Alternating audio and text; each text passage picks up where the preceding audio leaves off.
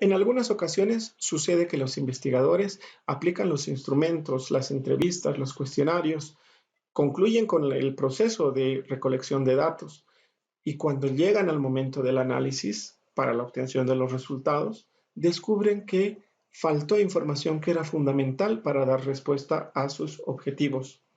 ¿Por qué sucede esto? Porque no realizaron previamente un plan de análisis de datos. ¿Qué es este plan? De eso hablaremos en este video tutorial. No te lo pierdas y te invito a continuar. Soy Juan Carlos Barrientos y bienvenido a este ciclo.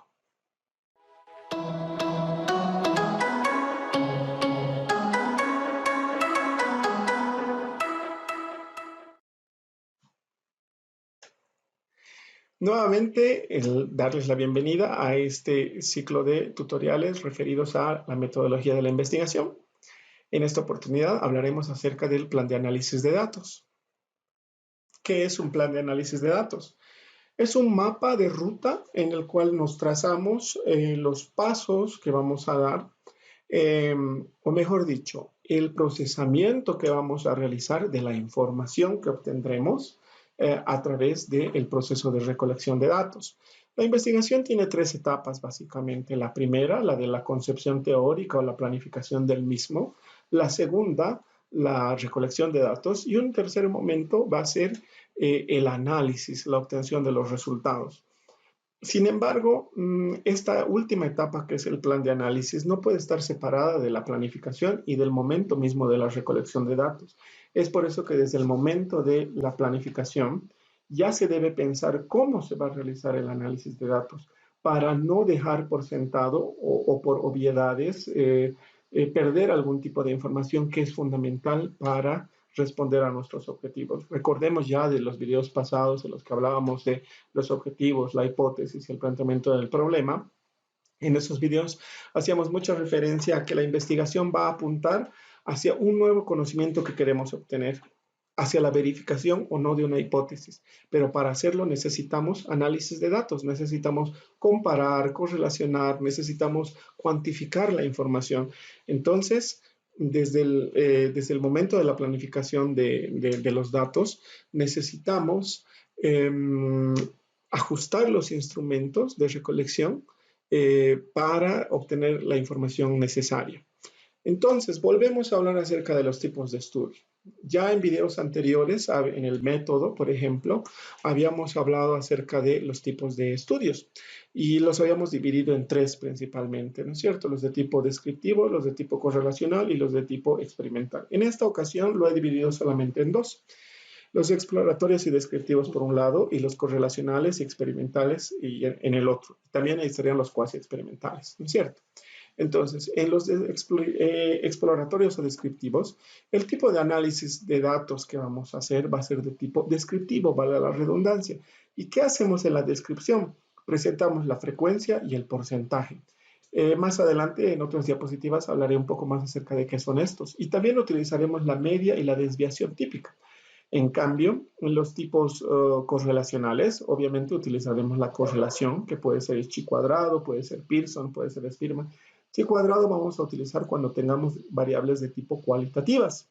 Pearson y Spearman las utilizaremos cuando tengamos variables de tipo cuantitativas.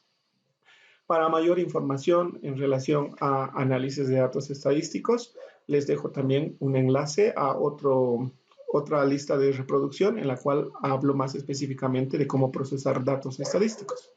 En esta oportunidad solamente haremos una mención de tipo teórica. En los estudios de tipo experimentales también solemos utilizar la regresión, que es un método un poco más avanzado, es un método avanzado de la correlación. De igual forma, más adelante les mostraré otra diapositiva y con esa me valdré para ejemplificar la regresión. Pero en otros casos utilizamos estadísticos de comparación, como la TD-Student, el ANOVA, el Matt Whitney y demás, que lo que van a pretender es no encontrar tanto relación de variables, sino ver diferencias. ¿Se acuerdan que habíamos hablado de, por ejemplo, pretest versus posttest? Ahí queremos ver una diferencia, cómo era antes y cómo fue después. O casos y controles, hombres versus mujeres, pacientes vacunados, pacientes no vacunados, antes de la aplicación de una estrategia, después de la aplicación de una estrategia. En cambio, en la correlación y en la regresión lo que quiero ver es el efecto de una variable. Hace un momento les hablaba, bueno, en otro video les hablaba acerca de consumo de alcohol y violencia de género. ¿Hay relación los dos? Cuando uno se presenta, también se presenta el otro. Eso sería una correlación o una regresión.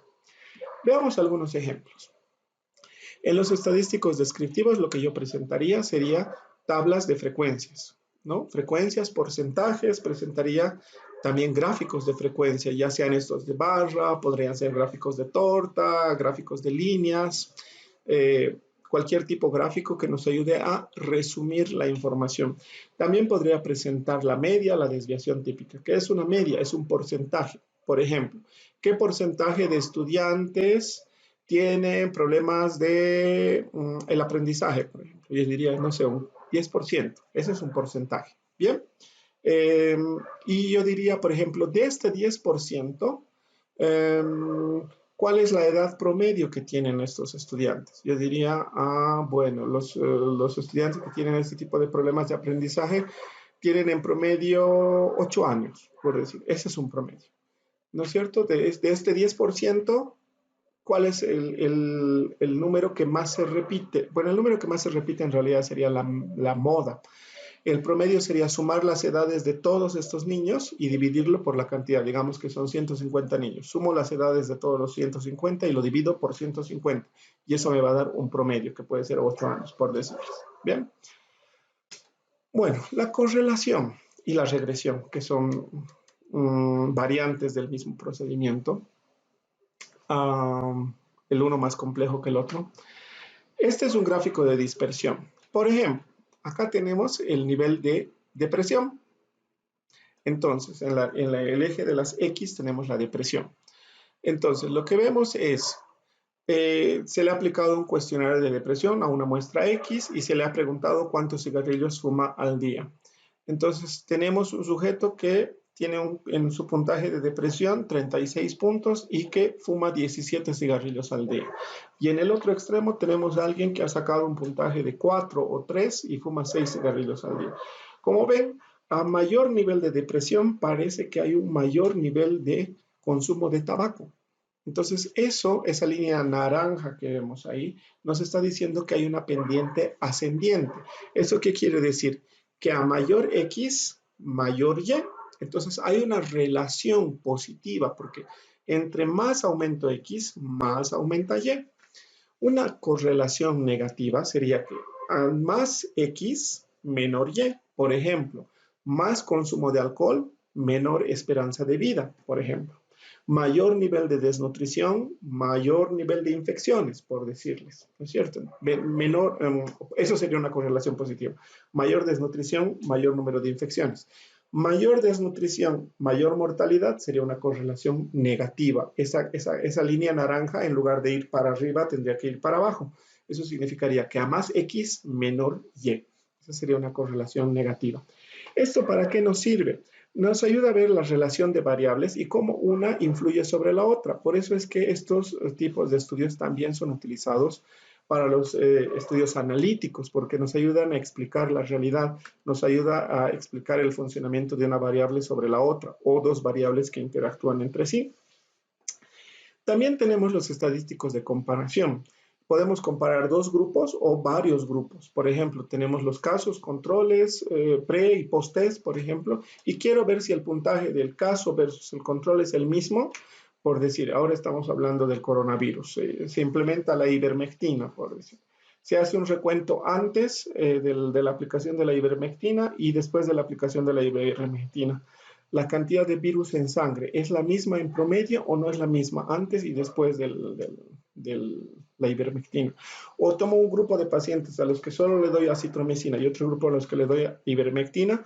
Después de un tiempo, una semana por decir, hago un PCR, veo la cantidad de virus en sangre y comparo y digo, ¿hay diferencias estadísticamente significativas? O puedo tener 3, 4 grupos y entre los 3 o 4 grupos verificar si hay diferencias estadísticamente significativas. Si las hay y esas diferencias van en favor de mi hipótesis, yo podré ratificarlas. Si los datos no van a favor de nuestra hipótesis o no hay diferencias estadísticamente significativas. Yo rechazo mi hipótesis y digo que no tenía la razón. Que igual es un dato válido. Muchas veces tenemos miedo a publicar investigaciones en las cuales la hipótesis ha sido rechazada. Y eso es un error porque el rechazo de una hipótesis también es un conocimiento que puede ayudar a otros investigadores a no seguir investigando, valga la redundancia, sobre este tema. Bien, sugerencias. Verifique que la metodología e instrumentos planificados le otorgarán la información necesaria para realizar el análisis de datos. Tenga previsto desde antes de recoger los datos, todos estos asuntos para no tener problemas a la hora del análisis de los resultados. Es decir, si yo tengo claro qué tipo de análisis estadístico haré, que yo voy a hacer una comparación, yo tengo que tener en mente que tengo que medir los dos grupos. Si yo tengo desde antes de aplicar los datos previsto que quiero sacar el promedio, entonces preguntaré la edad, por decir, porque yo quiero sacar la edad promedio. Si yo quiero saber si hay una relación entre, por decirles, la aplicación de un plan de cupones para ver si incrementa mis ventas, entonces yo tendré que cuantificar cuántos cupones le di a la persona o de cuánto era el cupón, no sé. Tendré que ver cómo voy a cruzar estos dos datos, cómo voy a correlacionar darle cupón versus la venta. Tal vez voy a tener que tener dos grupos de clientes, clientes a los que les di cupón, clientes a los que no les di cupón y luego ver cuánto compró en el mes este cliente, no sé, habría que ver. Esto nos lleva a hilar un poco fino en cuanto al diseño de mi investigación y ven que el plan de análisis de datos muchas veces puede llevarnos a revisar lo que habíamos hecho en la metodología, porque la metodología puede estar fantástica, pero cuando empiezo a analizar cómo voy a realizar el procesamiento de datos, puede que salten vacíos y tenga que revisar todo el proceso. Por eso en el video de presentación de este ciclo les decía que si bien estamos presentando estos videos secuencialmente, muchas veces esto es recursivo. Vamos a tener que volver a otra etapa para corregir posibles vacíos que exista en nuestro diseño. Entonces, eso sería todo por este video y agradezco que sigan con la visualización de los mismos. Muchas gracias.